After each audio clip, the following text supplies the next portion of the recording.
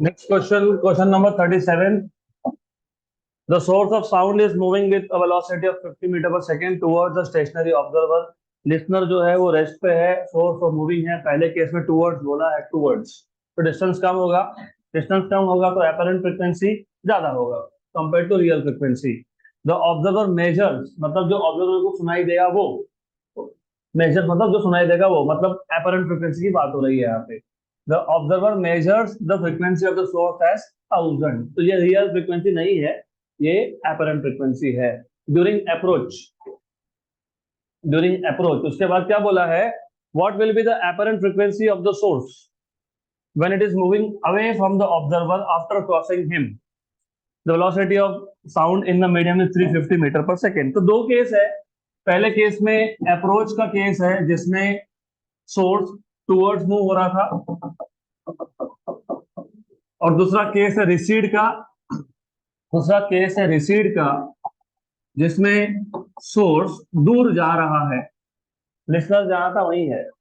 तो अप्रोच के केस में याद रखना, पहले तो तुमको ये पता होना ही चाहिए, अब लिसनर स्टेशनरी है तो फॉर्मूला तो तुमको ये पता होना ही चाहिए. This is what you should know.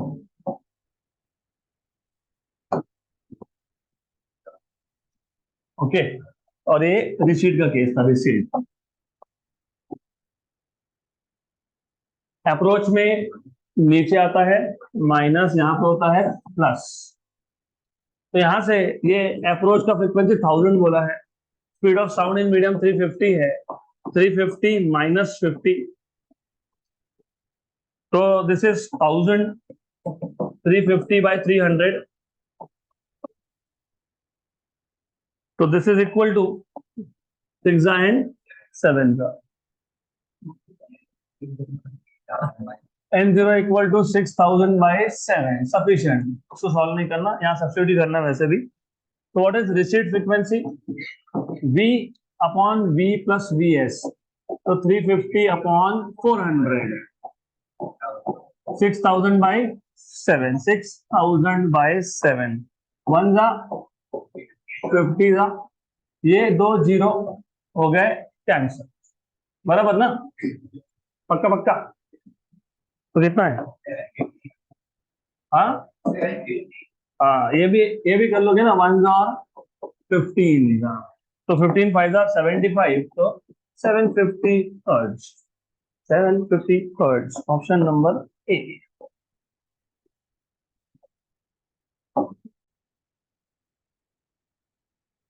Next question.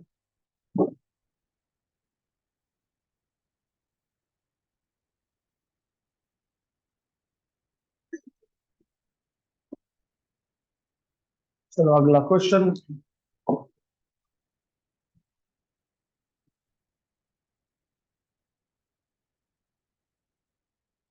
Amplitude of wave disturbance propagating in the positive x-axis is given by y equal to 1 upon 4 x square minus x plus 1 at t equal to 1 second, and y equal to 1 upon 4 x square minus 3x plus 4 at t equal to 3 seconds, where x and y are in meters. Velocity of the pulse is.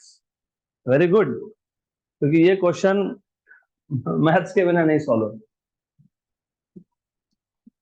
क्योंकि आपको basically दो functions दिए हुए हैं, और wave wave is a function, sine function cos function ऐसा बोलते थे ना, तो वेव साइन पे डिपेंड करता है, कॉस पे डिपेंड करता है, किस पे भी करता है, लेकिन y is a function of x. y मतलब displacement of the particles of the medium, और x is direction of propagation. तो तुमको फंक्शंस का नॉलेज होगा तो ही ये क्वेश्चन सॉल्व होगा, नहीं तो नहीं होगा.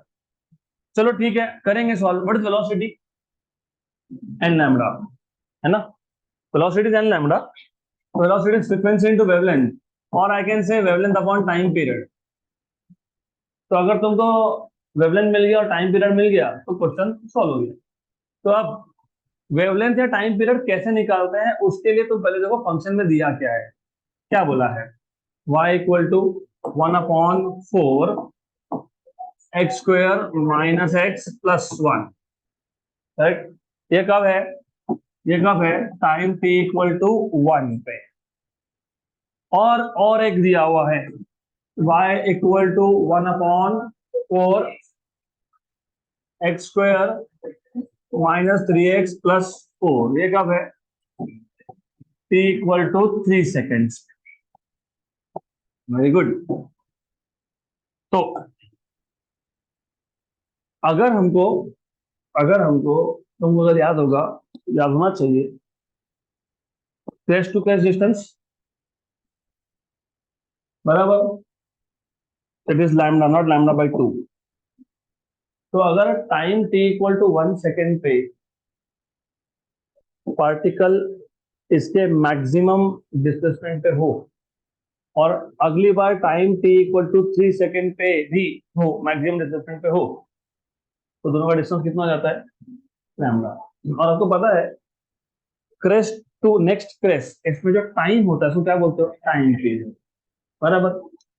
तो अगर मैंने ऐसा शो कर दिया कि ये t इक्वल टू 1 था, t इक्वल टू 1 मतलब टाइम इक्वल टू 1 सेकेंड और टाइम इक्वल टू 3 सेकेंड, दोनों ही टाइम इंस्टेंस पे फॉर्मूला मतलब structure of the wave, shape of the wave same आ रहा है। अगर ऐसा शो कर दिया, रिमेंबर मैं अभी बता रहा हूँ, t इक्वल टू 1 सेकेंड पे और t इक्वल टू 3 सेकेंड पे वेव का स्ट्रक्चर सेम हो रहा है। स्ट्रक्चर सेम होना मतलब एम्पलीट्यूड और मतलब क्रेस्ट और क्रेस्ट, या फिर ट्रफ और ट्रफ। ऐसा तुमने अगर शो कर दिया कि दोनों टाइम इंस्टेंट पे वेव का स्ट्रक्चर सेम है, मतलब बेसिकली उतने टाइम में एक क्रेस्ट से कहां पहुंच गए? उतने टाइम में, कितने टाइम में? 3 - 1 मतलब 2 सेकेंड में। तो तुमको ये समझ में आ जाएगा कि 3 - 1 2 मतलब ये है टाइम पीरियड। तो आपको शो सिर्फ ये करना पड़ेगा, you have to show that at t equal to 1 and at t equal to 3 both represent the same structure of the wave। मतलब बेसिकली फंक्शन का फॉर्म यहाँ पे और फंक्शन का फॉर्म यहाँ पे सेम होना चाहिए।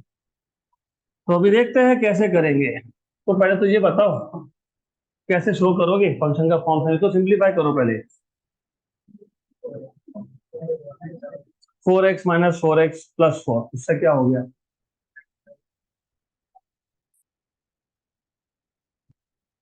What is x - 1 bracket square? क्या? What is x - 1 bracket square? x² - 2x+1। What is, चलो ठीक है, तुमको 4 से मल्टीप्लाई करना है करो, लेकिन I want you to have a complete square. तो 4x² - 4x+4। चलो ठीक है, कोई बात नहीं। तो इस 4 को कैसे लिखोगे? 2 × 2x, जो सेंटर में है ना, मिडल में है ना, बीच का टर्म, उसको क्या लिखेंगे हम लोग? क्या लिखेंगे बताओ? y इक्वल टू 1 क्या लिखोगे? हाँ, 2 × 2x, ठीक है। और +4। अभी यहाँ पे है गड़बड़। a - b ब्रैकेट स्क्वायर क्या होता है? a square. अगर मैं a स्क्वायर मान लूं, मतलब ये क्या है? 2x -2ab, तो 2ab, what is a? 2x, 2 × 2x 4x। तो b की वैल्यू कितनी चाहिए? 1। तो b की वैल्यू क्या होनी चाहिए? 1। तो मैं ऐसा लिख सकता हूँ क्या इसको? हाँ। तो y क्या आ गया? 1/4x² -2 × 2x मतलब 4x+1, और 3 को लिख दिया अलग। मतलब ये क्या हो गया? 1/2x+2 -1 का स्क्वायर +3 आ गया। और एक काम करता हूँ, सिर्फ समझने के लिए मैं इसको f(x) बोल देता हूँ। ये हो गया t इक्वल टू 1 पे। इसके लिए क्या करेंगे? इसके लिए क्या करेंगे? What will you do for this?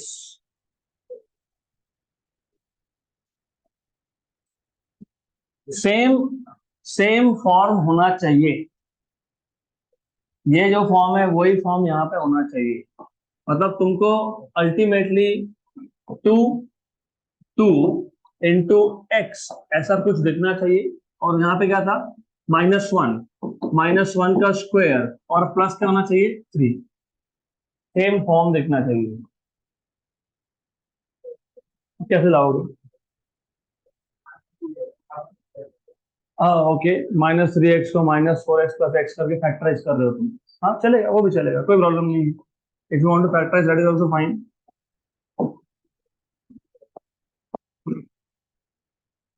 तो 1/4 x² -4x plus x plus 4, तो फैक्टर्स क्या क्या आ जाएंगे?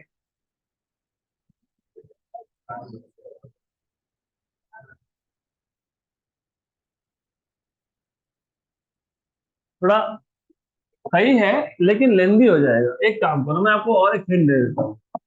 मैंने बोला ना मैथ्स यहाँ पे बहुत अच्छा स्ट्रांग होना चाहिए। अगर मैंने ऐसा किया 2x -1², देखो तो क्या क्या आ रहा है, चेक चेक। इसको इसको सॉल्व करके बताओ, ये आ रहा है क्या? देखो, इसको सॉल्व करो, चेक करो ये आ रहा है क्या।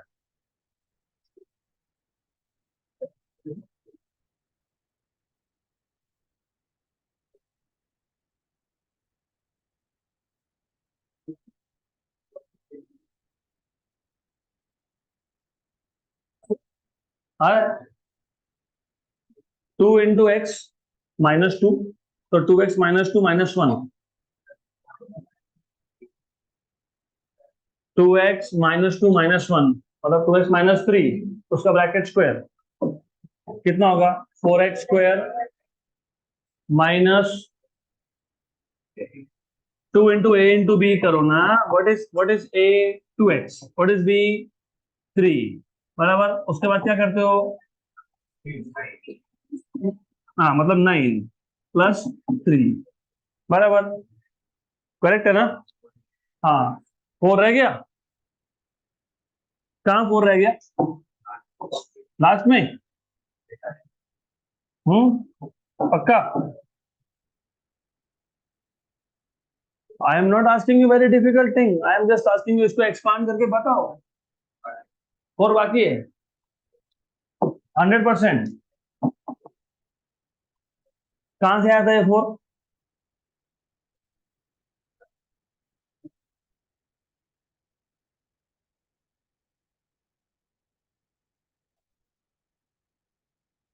यहाँ पे ध्यान दो, इसको तुमने कौन से फॉर्म में लाया? तो अगले फंक्शन को भी सेम फॉर्म में लाना है तो मुझे लाके बताओ। तो मैंने बोला ये ट्राई करो, इसको एक्सपांड करके बताओ, ये और ये टर्म सेम आता है क्या? तो एक्सपांड करके बताओ। नहीं आता है तो क्या पावर एडजस्ट करना पड़ेगा, क्या करना पड़ेगा वो बताना पड़ेगा। कहाँ पे करेक्शन है वो देखना पड़ेगा, जरा देख के बताओ। जल्दी जल्दी। एक स्टेप है सिर्फ, ओनली वन स्टेप।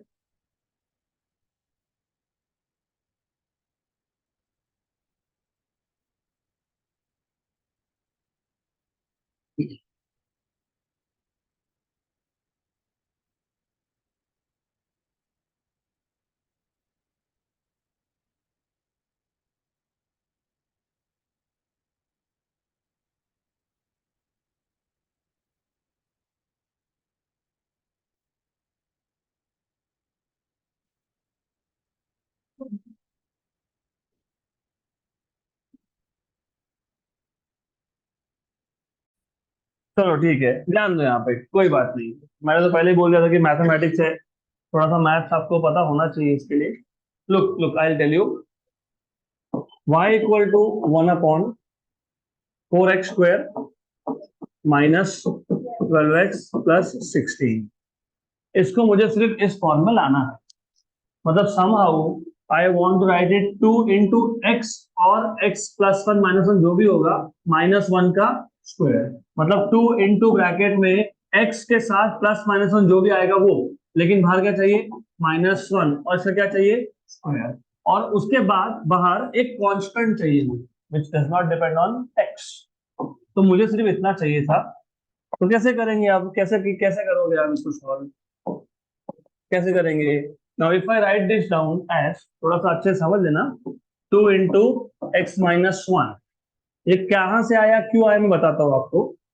-1 का स्क्वायर अगर मैं ये लिखता हूं, मैंने सिर्फ इसके लिए लिखा क्योंकि मुझे इस फॉर्म में चाहिए था। 2x 2x इसको तुम चाहो तो x डैश मान के चलो, 2x dash minus 1, 2x minus 1 bracket square, if I expand this क्या आएगा, 2x माइनस 3 का स्क्वायर क्या आता है, 4x square minus 12x plus 9, इधर क्या है 16 है, 16 है ना, तो मुझे 16 लाने के लिए प्लस 7 माइनस 7 करना पड़ेगा, सही है, सही है। हाँ, तो यहाँ पे मुझे सिर्फ आखिरी में क्या लिखना पड़ेगा, -7, हो गया। तो आपने क्या शो कर दिया, आपने शो कर दिया कि at t equal to 1 second functional form क्या था, 1/2x का square plus some constant, I call it as c1, और at t equal to 3 seconds what have you shown, y equal to 1/2 into x minus 1 square plus some constant, मतलब basically t equal to 1 और t equal to 3 second पे amplitude का form same आ रहा है, इस displacement का form same आ रहा है, मतलब ये दोनों points will correspond to either crest और ट्रफ। तो t इक्वल टू 1 सेकेंड पे अगर क्रेस्ट है तो t इक्वल टू 3 सेकेंड पे भी क्रेस्ट है, t इक्वल टू 1 सेकेंड पे ट्रफ है तो t इक्वल टू 3 सेकेंड पे भी ट्रफ है, बराबर, पक्का पक्का। अगर t इक्वल टू 1 सेकेंड पे मीन पोजीशन है तो t इक्वल टू 3 सेकेंड पे भी मीन पोजीशन है, लेकिन लेकिन नॉट इमीडिएट नेक्स्ट वाला मीन, मतलब क्या, अगर यहाँ पे मीन था तो ये मीन नहीं, उसके अगले वाला, ये डिस्टेंस कितना हो गया, वेवलेंथ हो गया। तो अब आपको पता होना चाहिए since at t equal to 1 second and t equal to 3 second functional form is same, so therefore these two points या these two positions are positions of same phase। आपको याद है कि positions of same phase का distance कितना होता है, कितना होता है, वेवलेंथ, मतलब crest of trough, so therefore t equal to 2 second is nothing but time period, क्योंकि crest to crest time period होता है, trough to trough time period होता है, तो दो पार्टिकल्स का या दो पोजीशन का सेम फेस जब आए तो वो क्या होता है, टाइम पीरियड होता है। तो तुमको तो स्पीड चाहिए था ना, तो स्पीड क्या था, λ/t, ये तो मिल गया, कितना आ गया, अब वेवलेंथ कैसे फाइंड करोगे, वेवलेंथ कैसे फाइंड होगा, एक्सट्रीमली सिंपल, पहले पहले केस में यहाँ पे कौन है, दूसरे केस में, मतलब इन दोनों पॉइंट का डिस्टेंस कितना है, डिस्टेंस कितना है, अरे x और x माइनस 1 में डिस्टेंस कितना होता है, लेकिन ये दोनों पॉइंट्स कौन से थे, क्रेस्ट के थे, और तुमने बोला ये दोनों पॉइंट का डिस्टेंस कितना है, 1, तो वेवलेंथ कितना है, आया समझ में। तो डायग्रामेटिकली सोचोगे ना, ये जो दो पॉइंट्स थे उसमें से ये पॉइंट था x-1 का और ये पॉइंट था x का, दोनों में फंक्शनल फॉर्म सेम होता, दोनों क्रेस्ट है, दोनों क्रेस्ट है, दोनों का डिस्टेंस क्या है, लेकिन इन दोनों में डिस्टेंस क्या है, हाँ, तो फिर वेवलेंथ कितना है, हाँ 1 है, तो what is speed, λ/t, what is λ1, what is time period 2, answer is, तो none of this.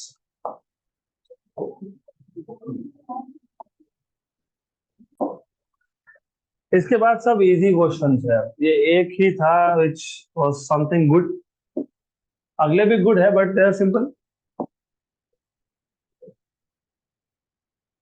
Next question,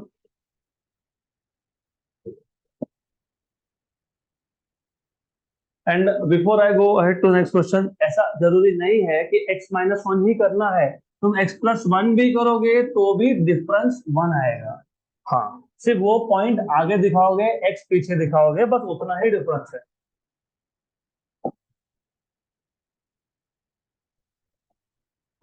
Two wires are kept tight between the same pair of supports, तो दो रिजिड सपोर्ट है, उसके बीच में दो वायर्स है which are kept tight, मतलब tension दोनों में है, the tension in the wires are in the ratio 2:1, तो टेंशन का रेशियो दिया है 2:1, तो T1/T2 आपको दिया हुआ है 2:1, the radii are in the ratio, दोनों वायर का radius r1 by r2 is in the ratio 3:1, और दोनों वायर का डेंसिटी, डेंसिटी मतलब ρ1 by ρ2 is equal to 1:2, the ratio of fundamental frequencies are.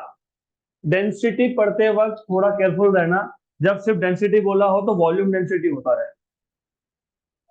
मतलब मास अपॉन वॉल्यूम वाला। जब linear mass density बोला हो तो वो मास अपॉन लेंथ वाला होता है। यहाँ पे ऐसा कहीं बोला क्या लीनियर मास डेंसिटी? तो ये कौन सा डेंसिटी होगा? Volume density. और फंडामेंटल फ्रीक्वेंसी का रेशियो पूछा है। What is fundamental frequency? 1/2L root of P/m। दोनों वायर का लेंथ सेम है, सेम है ना? बोला तो नहीं है? हाँ, दोनों सेम रिजिड सपोर्ट के बीच में टाई किए गए हैं, तो दोनों का लेंथ सेम होगा, तो लेंथ कांस्टेंट हो गया, तो n is proportional to root of P/m। अभी देखो ऐसा है कि टेंशन का तो रेशो दिया हुआ है हमको, तो उसके साथ तो कुछ भी नहीं करना है, उसको तो वैसे ही रखना है। लेकिन ये जो m है ना, m, ये मास पर यूनिट लेंथ वाला m, सही है, राइट? तो फिर अभी लेंथ लेंथ लेंथ तो कांस्टेंट ही है, मतलब ये एल भी अभी छोड़ दो, तो n is proportional to root of P by capital M। Length length constant. What is mass? Volume into density, volume into density, very good. What is volume? Wire है, wires, wire is cylindrical shape. Area into length, area into length, लेकिन length वापस क्या है? Constant है, तो n is proportional to P upon A, बराबर। What is A? Pi R square, लेकिन pi भी कांस्टेंट है और आर रूट के बाहर। बन गया रिलेशन? बन गया। अब तुमको पूछा था रेशो, तो n1/n2 इनवर्स है r के साथ, तो r2/r1 रूट ऑफ t1/t2, और इनवर्स है रो के साथ, तो ρ2/ρ1। What is r2/r1? 1/3। What is t1/t2? What is ρ2/ρ1?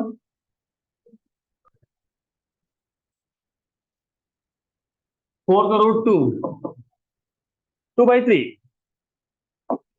Option B.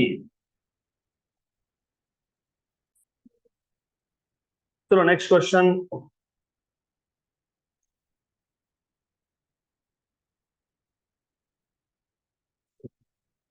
Okay, a closed organ pipe has length L. The air is vibrating in third overtone. Third overtone मतलब seventh harmonic होता है, क्योंकि close pipe है, तो 2p+1 होता है वो, correct. और अगर सेवेंथ हार्मोनिक है तो नंबर ऑफ लूप्स कितने वो पता होने चाहिए। फंडामेंटल मोड में हाफ लूप, क्योंकि क्लोज पाइप है, क्लोज्ड, एक नोड एक एंटी नोड। उसके बाद 1.5, बराबर, वो first overtone is second harmonic, बराबर, करेक्ट। उसके बाद 2.5 that is second overtone, second overtone.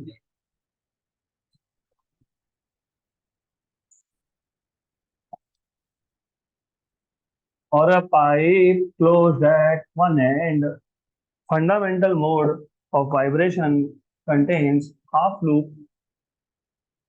half loop।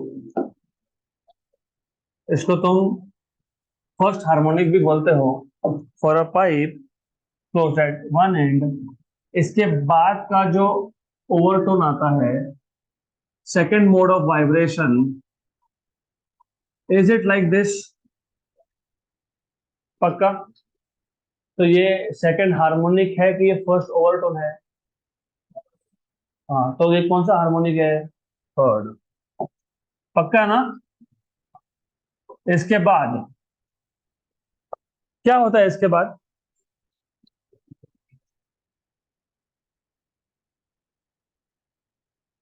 ऐसा होता है क्या? हाँ, यस। तो ये सेकंड ओवरटोन है, फिफ्थ हार्मोनिक है। Very good. उसके बाद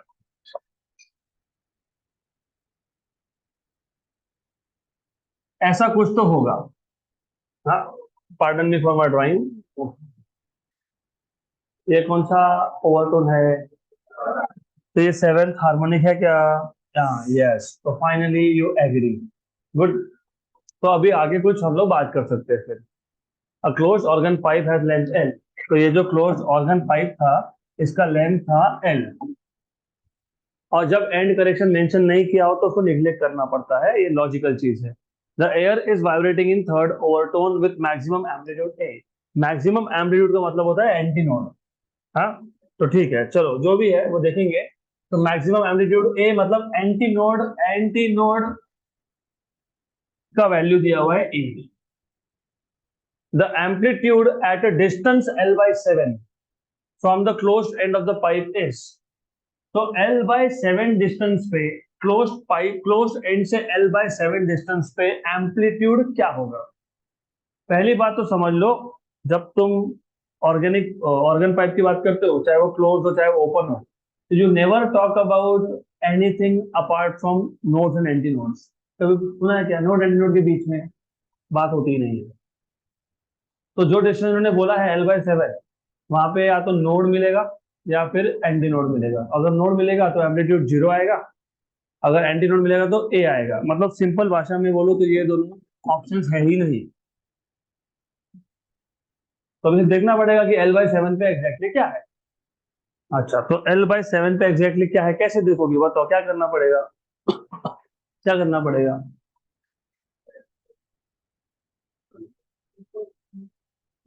चलो ठीक है, थोड़ा सा मैं और बता देता हूँ। What is length?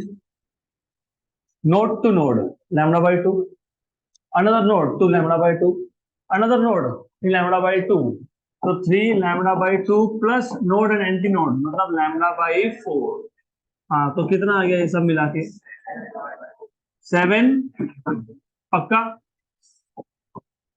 Good. Sure? 100%?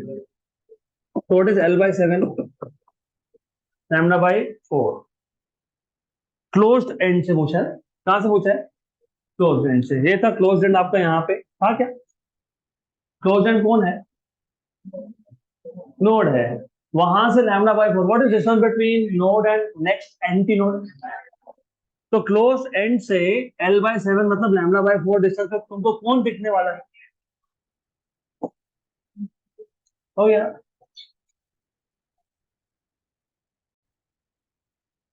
तो जो क्वेश्चन पूछने का तरीका है ना, दैट इज वेरी गुड। मतलब तुमको क्वेश्चन समझ में ही नहीं आया ऐसा पूछा है। और क्लोज ऑर्गन पाइप ये क्लियर था। लेंथ एल ये भी क्लियर था। सिर्फ कंफ्यूजन हो सकता है लेंथ एल में एंड डायरेक्शन लेना है कि नहीं। मेंशन नहीं किया तो नहीं लेना है, भूल लो उसको। Air is vibrating in third overtone. तो पहला कंफ्यूजन यहाँ से स्टार्ट होता है। थर्ड ओवरटोन फोर्थ हार्मोनिक नहीं, सेवंथ हार्मोनिक। फोर्थ हार्मोनिक होता है ओपन में, तो सेवंथ हार्मोनिक। तो सेवंथ हार्मोनिक में टोटल तीन कंप्लीट लूप और एक आधा लूप बनता है, क्योंकि ये थर्ड ओवरटोन है। थर्ड ओवरटोन मतलब फंडामेंटल के बाद तीसरा, उसके बाद तीसरा। तो फंडामेंटल में आधा था, फर्स्ट में एक और आधा था, उसके बाद दो और आधा था, उसके बाद तीन और हाफ। तो थर्ड ओवरटोन में कितने लूप्स है? Three and half. चलो यहां तक भी तुमको समझ में आ गया होगा, समझ सकते हैं। अभी क्या बोला है? Air is vibrating in third overtone with maximum amplitude A. इसका मतलब तीसरे ओवरटोन में जो भी एंटी नोड होगा उसको ए बोल रहे हैं ये लोग, बस इसका यही मतलब है। मैक्सिमम एम्पलीट्यूड मतलब क्या होता है? Anti node. एंटी नोड को इन्होंने नाम क्या दे दिया? ए। क्यों दिया? तुमको कंफ्यूज करने के लिए। Simple. The amplitude at a distance of L by seven from close and of the pipe. तो क्लोज एंड ऑफ पाइप से एल बाय सेवन डिस्टेंस पे, क्लोज्ड एंड ऑफ पाइप से एल बाय सेवन डिस्टेंस पे amplitude क्या होगा? Stationery waves में हम लोग नोड एंटी नोड छोड़ के कुछ बात ही नहीं करते हैं। तो एल बाय सेवन डिस्टेंस पे या तो नोड मिलेगा या तो एंटी नोड मिलेगा। नोड मिल गया तो जीरो, अगर एंटी नोड मिल गया तो ए, मतलब ऑप्शन बी और सी तो पहले से ही नहीं थे हमारे पास। फिर उसके बाद अभी मैंने बताया कितने फुल लूप्स कितने हाफ लूप्स, कितना, 3 फुल 1 हाफ। ओके, तो अभी इमेजिन कर लेना डायग्राम सही है ऐसा। I know it is not correct but anyways you need to imagine. I can not just keep on drawing diagrams here, तो समझते जाओ सही है ऐसा। ओके, ठीक, फाइन, गुड, गुड इनफ। तो अब हमको सिर्फ इन्होंने कहां से पूछा था, क्लोज एंड से। तो क्लोज एंड पे कौन होता है, नोड। मतलब L/7 ये डिस्टेंस तुम एक नोड से मेजर कर रहे हो। तो हमने क्या किया, हमने बोला चलो ये लेंथ था, एक नोड से दूसरा नोड λ/2, और नोड λ/2, और नोड λ/2, तो 3 λ/2 तो यहीं तक हो गया। और ऊपर क्या बचा, λ/4, तो इन दोनों को ऐड कर दिया। तो 3 λ/4 प्लस 3 λ/2 है ना, ये 2 है, 2, तो 3 λ/2 प्लस कितना, λ/4, तो कितना आ गया ये 7/4। तो आपको क्या पूछा था, L/7 डिस्टेंस पे। तो L/7 डिस्टेंस मतलब क्या, λ/4 डिस्टेंस। तो नोड से λ/4 डिस्टेंस मतलब एंटी नोड। तो यहाँ क्या बना, एंटी नोड। तो एम्पलीट्यूड क्या मिलेगा, ए। अगर ये ही क्वेश्चन आपको पूछते हैं, the amplitude at a distance of λ/7 from the open end, open end यहां से λ/4 मतलब कौन मिलेगा, तो फिर what is amplitude, 0।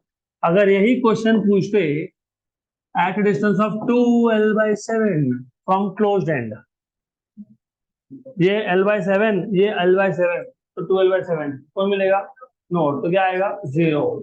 3L/7, 4L/7, 5, हो गया। मतलब एक ही टाइप के क्वेश्चन में 5-6 सॉल्व हो गए। इससे बनता है जनरल ट्रिक, ये ट्रिक बनता है यहाँ से। थर्ड ऑर्डर मतलब कौन सा हार्मोनिक था, तो देखो नीचे क्या आया। हाँ, वेरी गुड, वेरी गुड। तो अगर नीचे मैंने नंबर ऑफ हार्मोनिक लिखा तो λ/4 बन रहा है वो। तो मैं तो ऐसा ही पूछता था, तो सेकंड ओवरटोन बताओ। Same question for second overtone. तो सेकंड ओवरटोन अगर तुम बात करोगे ना, सेकंड ओवरटोन की तुम अगर बात करोगे, सेकंड ओवरटोन मतलब तुम्हारा यहां तक ही केस बनने वाला है वो, 2 फुल और 1 हाफ, सही। तो what will be the distance length,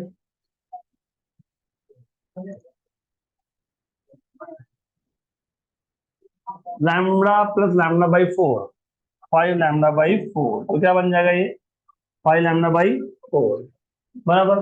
तो वहां पे L/7 की जगह पे क्या आएगा, L/5, क्या आ गया λ/4, मतलब नंबर ऑफ हार्मोनिक। तो फोर्थ ओवरटोन के लिए L/9 क्या आएगा, λ/4, हो गया, आ गया समझ में। Fifth overtone L/11। तो एक ही टाइप के क्वेश्चन में बहुत सारे हो गए, तो this is how you should be thinking. हो गया, डन। अगला question, a wave of frequency nu 1000 hertz propagates at a velocity of 700 metre per second. तो हमारे पास एक वेव था जिसका फ्रीक्वेंसी 1000 दिया है, उसका प्रोपोगेशन का वेलोसिटी है 700 metre per second along x axis. Phase difference at a given point x during a time interval delta t is. आपको है ना टाइम डिफरेंस दिया है और फेज डिफरेंस पूछा है। तो अगर आपको याद होगा, phase difference is 2π/λ into part difference. तो लैम्डा की जगह पे टी लिख सकते हो, और यहाँ पे टाइम डिफरेंस लिख सकते हो जो दिया हुआ है। सिर्फ क्या नहीं दिया हुआ है, टाइम पीरियड। वो कहां से मिलेगा, फ्रीक्वेंसी दिया हुआ है 1000 और स्पीड दिया हुआ है कितना, 700 मीटर पर सेकेंड बराबर। What is v, n lambda, n मतलब फ्रीक्वेंसी, सही है ना। है ना? तुमको क्यों करना है ये? तुमको जब फ्रीक्वेंसी दिया हुआ है तो व्हाट इज टाइम पीरियड? 1/फ्रीक्वेंसी, सही है? तो व्हाट इज फ्रीक्वेंसी? 1000, तो 1/1000 मतलब 10 सब्स्टिट्यूट कर लो। What is phase difference? 2 pi by time period, or what is time difference? 0.5 into 10 raised to minus 3. Cancel or cancel. What is 0.5 into 2? 1. तो क्या आएगा? क्या आएगा? 5 है क्या ऑप्शन में?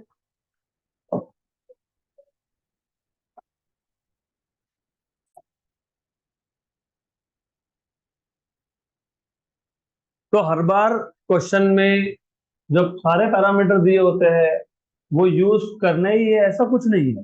दिया है, यूज होगा तो होगा, नहीं होगा तो नहीं होगा।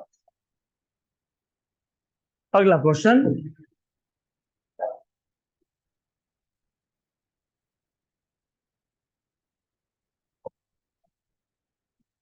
The apparent frequency of whistle of an engine changes by the ratio 5:3 as the engine passes a stationary observer. If the velocity of sound is 340 meter per second, then the velocity of the engine is। देखो, एक engine है, मतलब source है, वो एक observer को cross करके जा रहा है। तो तो क्या बोला है? क्या बोला है? apparent frequency changes by ratio 5/3। apparent frequency changes by ratio 5/3। पहले अप्रोचिंग था, अभी रिसीडिंग है। पहले अप्रोचिंग था, अभी रिसीडिंग है। तो जब अप्रोच कर रहा था तो फ्रीक्वेंसी ज्यादा सुनाई देगा कि कम सुनाई देगा? ज्यादा। जब रिसीडिंग हो तो कम। तो ये जो एपरेंट फ्रीक्वेंसी का चेंज है ना, एपरेंट फ्रीक्वेंसी का चेंज, इसको वापस अच्छे से समझ लेना, नहीं तो होगी गड़बड़ पूरी यहाँ पे। चेंज रेशो किसका दिया हुआ है? चेंज का दिया हुआ है। किसका दिया हुआ है? चेंज का। तो मैं अगर स्टेशनरी ऑब्जर्वर हूँ, मतलब लिसनर हूँ, तो जब इंजन मेरे पास आ रहा था तो क्या फ्रिक्वेंसी सुनाई देगा? अप्रोच। और जब क्रॉस करके गया, रिसीड। करेक्ट। तो what do you understand by change, ratio of change? Are they telling you approach upon received 5/3?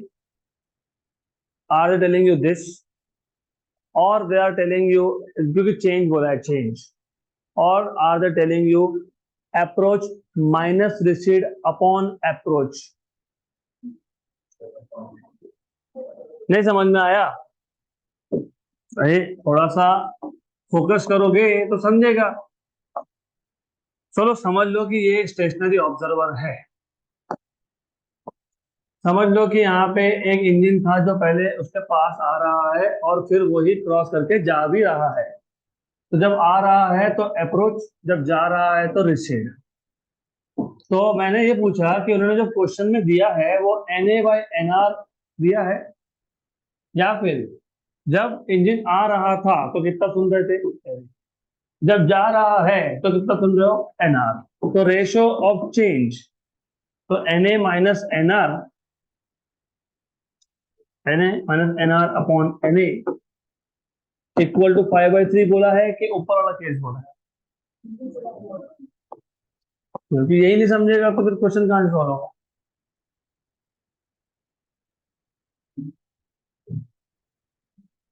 इसका और एक मतलब भी हो सकता है, NA-ओरिजिनल अपॉन NR-ओरिजिनल, ये बोला है। Third one,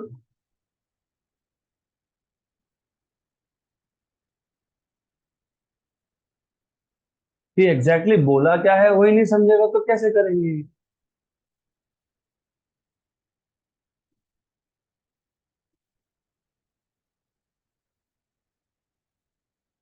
If you don't understand what is being given to you, you will never be able to reach the right answer.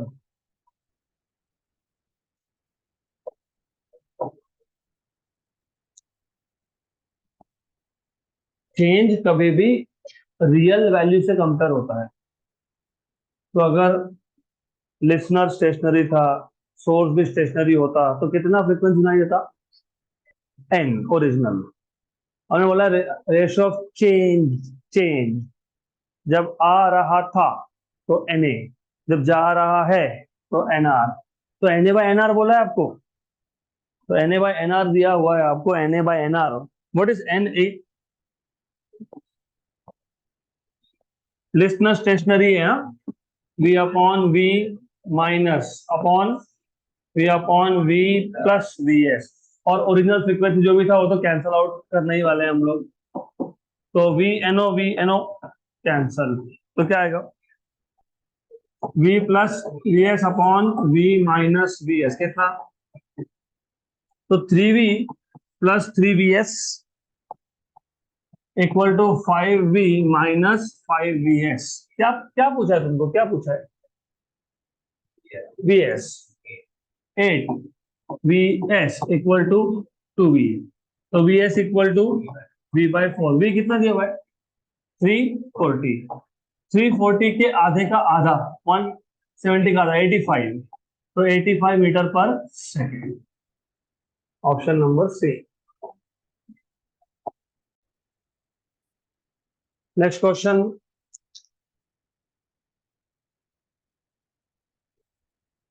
तो ये आखिरी के 5-6 क्वेश्चन अच्छे थे, लास्ट क्वेश्चन भी अच्छा है क्योंकि वो ज्यादा इजी नहीं है, एकदम फास्ट नहीं आने वाला उसका आंसर, सॉल्व करना पड़ेगा। When a train approaches, when a train approaches a stationary observer, मतलब वही case, train approaches a stationary observer, the apparent frequency of this is n dash, जिसको तुमने na बोला उसको उन्होंने n dash बोला। When the same train recedes, तो वही ट्रेन जा रहा है away from the observer, the apparent frequency is n double dash, जिसको तुमने nr बोला उन्होंने उसको n double dash बोला। Then the apparent frequency n when the observer moves with train, then the apparent frequency n, so n frequency when the observer moves with train s, तो observer भी train के साथ साथ move होने लग गया, तो what is the apparent frequency in that case? तो थोड़ा सा स्टार्टिंग में तो मैं बता देता हूँ, मुझे बताना ही नहीं क्योंकि मैंने लिख के रखा है। ओके, तो तुमको तो पता ही है, जब आ रहा था तो v upon we minus v s into, इसको एन नॉट बोलूंगा अब मैं, जब जा रहा था एन नॉट। अभी इन्होंने बोला है कि जब ऑब्जर्वर खुद ट्रेन के साथ चलने लग गया तो अपरेंट फ्रीक्वेंसी एन कितना होगा? देखो ऐसा है, पहले दो सेंटेंसेस समझना is not difficult. Train approaching और ट्रेन रिसीडिंग, अप्रोच का फ्रीक्वेंसी पता है और रिसीड का भी तुमको पता है। लिसनर स्टेशनरी था ये तो तुमको पता है। लास्ट सेंटेंस जो बोला है ना, then the apparent frequency n when the observer moves with the train, मतलब ऑब्जर्वर जितना ट्रेन का स्पीड है उतने स्पीड के साथ उसके साथ ही चलने लग गया, तो जो ट्रेन साउंड इमिट करेगा उतना ही फ्रीक्वेंसी सुनाई देगा, बराबर। तो ये जो एन बोला, ये एन कौन है पता है? ये रियल फ्रीक्वेंसी है, एन नॉट है ये। तो तुमको ये समझेगा तो क्वेश्चन सॉल्व होगा, नहीं तो क्वेश्चन सॉल्व कैसे होगा? आ गया ध्यान में? बराबर, गुड। अभी अभी इसके बाद ज्यादा डिफिकल्ट नहीं है। N dash by n equal to v upon we minus v s, तो शिफ्ट करो। अब ऐसा क्यों कर रहा हूं मैं? अल्टीमेटली तुमको सोर्स का स्पीड पता ही नहीं, और तुम अगर आंसर देखोगे ना तो ये जो एन फ्रीक्वेंसी दिया है ना, ये सिर्फ एन डैश और एन डबल डैश के टर्म्स में दिया है, बराबर। तो हमको वी वी एस को हटाना पड़ेगा, तो एक काम करते हैं ना, n dash by n multiply कर लेते हैं, v minus n dash by n v s equal to v, बराबर। सिर्फ इसको लेफ्ट हैंड साइड पे लाया मैंने, नथिंग एल्स।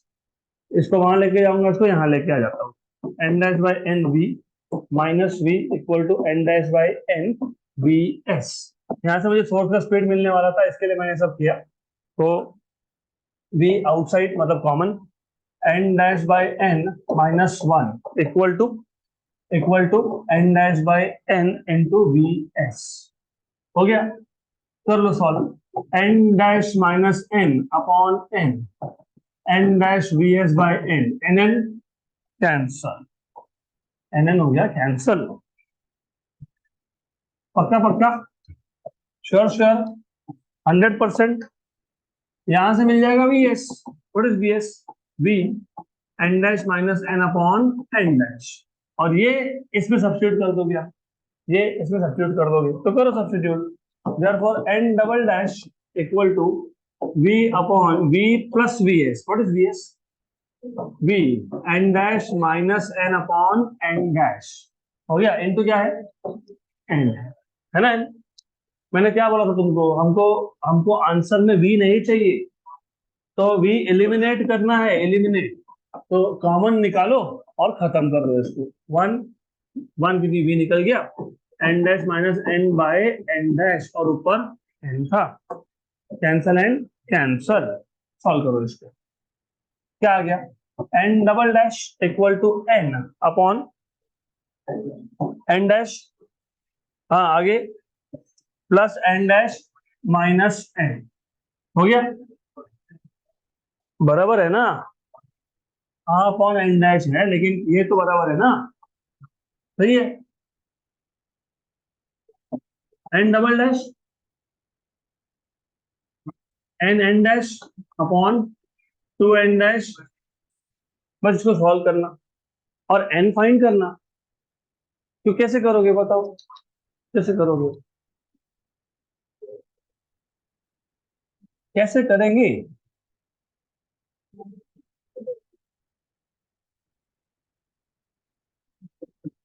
अटक गए, क्रॉस मल्टीप्लाई। चलो देखते हैं, मैंने इसलिए बोला ना बहुत इजी है, इसके आगे है, इजी नहीं।